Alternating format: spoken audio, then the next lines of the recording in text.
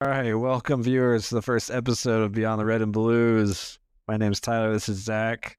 We're going to talk a little bit on our first episode here about who we are, our intentions for the channel, and give you guys some tips and tricks or just some general knowledge that might be good. Yeah, we'll get into our background first. If you want to start off, kind of who you are and what Sure. experience you have. So, following high school, joined the Army right away, did 5 years with them. Also did college at the same time. Ended up with a bachelor's in criminology and psychology. Went on for a master's, Homeland Security after that. I also ended up doing, after my Army contract, did 3 more years with the Air Force before getting out. But now, working on my PhD. I'm in my last year. I should have it wrapped up, hopefully by the end of the year, maybe. That's a PhD in psychology. Also did 5 years in law enforcement, the LA County Sheriff's Department, almost to the day, actually. I think I was only 1 day off. But yeah, that's where I'm at now. Okay. My name's Zach. I'm high school educated, very, very small amount of time in college. Pretty much got onto police department right off the bat. So applied at 20 and got on, thankfully, at 21. Been there ever since, going on my 7th year. Did some time in a jail facility and 6 years now on patrol, with 2.5 of them being as a field training officer. So most of my experience is all in the field. I'm looking at trying to move up and on here soon, but for now, most of my experience is all strictly in the field. Right. And I think with a lot of sheriff's departments, they require jail time first. So you got to go work the jails first. I only did, I think, about 3 months. And then I moved out to patrol. I wanted to get out right away. There's stuff to learn in jail, but patrol was more my niche that I wanted to get into. So almost all of my time was on patrol. Yeah, and you're fortunate in that sense, because 3 months is quick. Most people are doing years, and for me, I did 11 months, which is still really fast. No, I know some guys, they do several fortunate. years, like 6, 7, 8 years before they even get into a patrol car day one. So, yeah, too long for me. I wanted to get out. Yeah, I agree. I was the same way. Had my eyes on the prize. So, some of our intentions for the channel, we want to go over some case law, the big stuff, federal level cases over the last 50, 60 years or so. I wanted to give you guys a little bit about what it's like to be a police officer, maybe some stuff that how we thought it was going to be, but turns out to be a little bit different. Granted, we're both in the same department in Southern California, so regions and different states will have some different police work stuff to it, but there's definitely a lot we have learned over the years, and we could pass them along to you. Yeah, definitely. I think education is one of the most important things. Is through the media, there's a perception of how things are, and in fact, there's case law and state law and all these legal standings that give police the authority to do certain things that the public may not be aware of. And so something that we want to touch on, we want to do a lot of breakdowns and reactions and try to explain some of these things, give some of our experience of whether we were in those situations or we've been able to see them or just talk through them with our partners, maybe something that they've been involved in. So bring our experience in that sense of maybe how we would have handled something, or maybe explain why they did what they did, if it is legally justified, and things like that. Yeah, I had to explain quite a few things to family and friends. When there's like a big body cam footage that gets posted on the media. And I remember there was one where it was a smaller female officer, and she was being shoved by a much taller male. He was probably 6'6" or so. And not too much like in terms of physical force, but enough that it was very threatening, and you could tell she was afraid because of his size. And she ended up shooting him and killing him. And so my family was asking me, what do you think about this?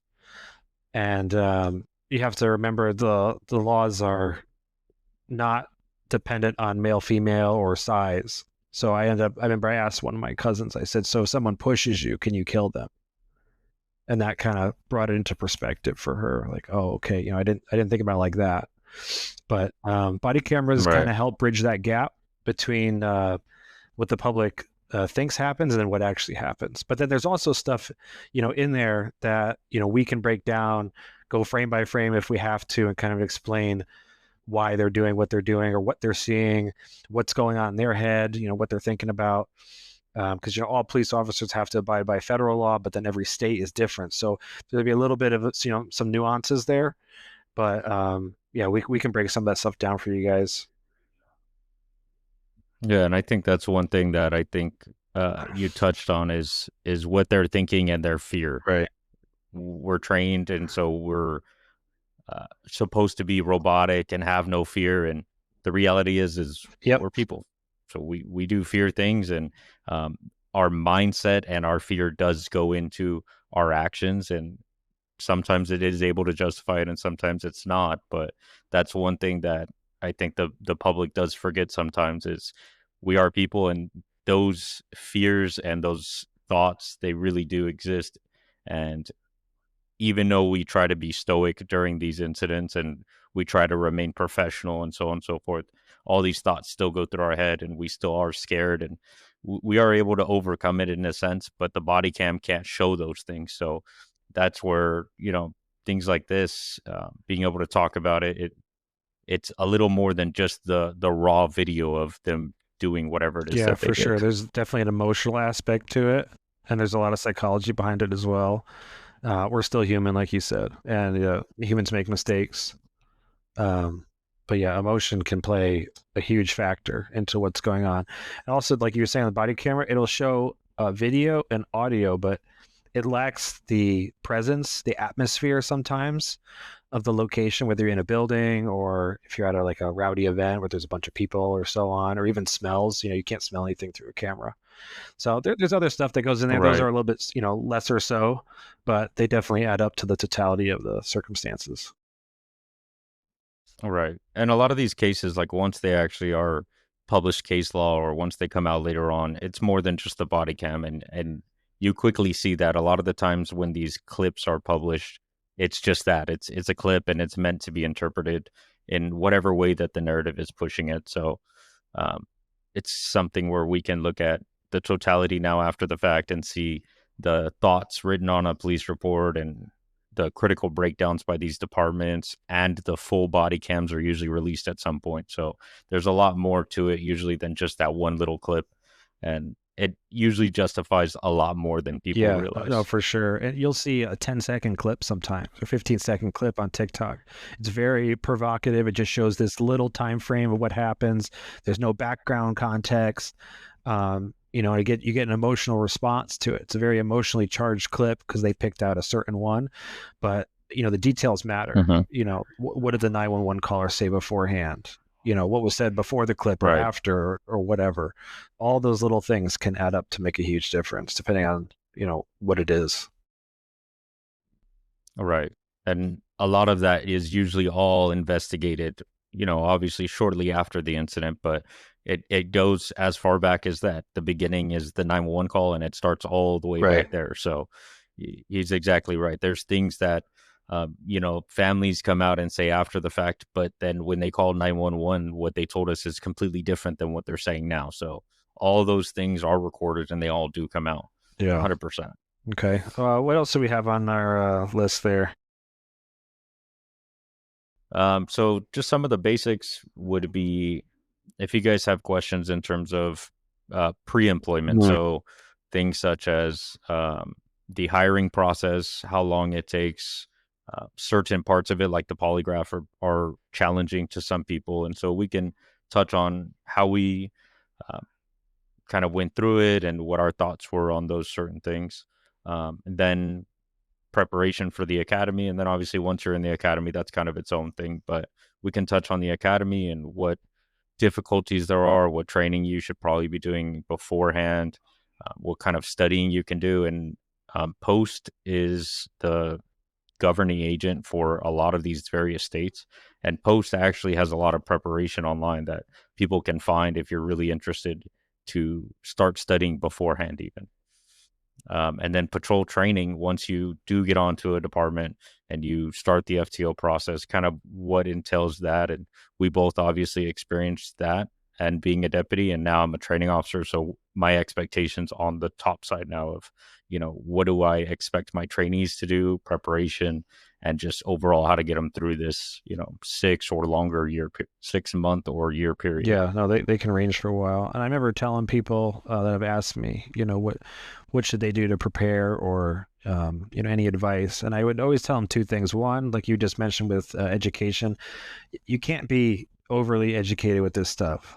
No one's gonna look bad on you if you know a ton of case law and information on penal codes and so on. And also, you can't be too in shape. So a lot of people will ask me like, okay, well, what's the fitness like? I said, well, just get out there and run. You can't be too in shape. You'll be at Right. the front of the pack. Worst case scenario, right? Like, no big deal. Just get out there and run. And we'll get into that more, and I can give you a little bit more for any military members that are trying to transition, what it was like for me. And there's definitely some similarities, especially with discipline, radio communication, stuff like that.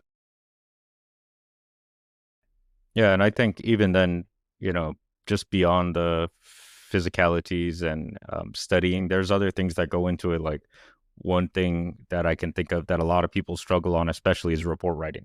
Just learning your basic English and how to format your thoughts onto paper is something that I think a lot of people struggle with.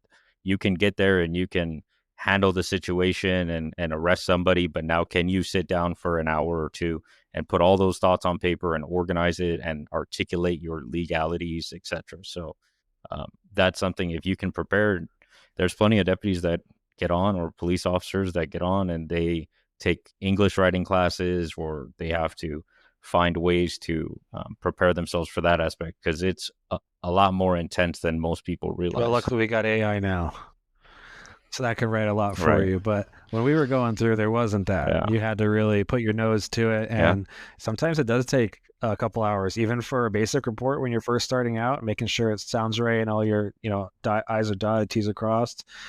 There's a lot of Yep. detail that goes into it, and that's one thing I think a lot of people don't know Mm-hmm. is if you have to use force even a little bit, just grab someone's arm, say, and Mm-hmm. put them behind their back so you can handcuff them.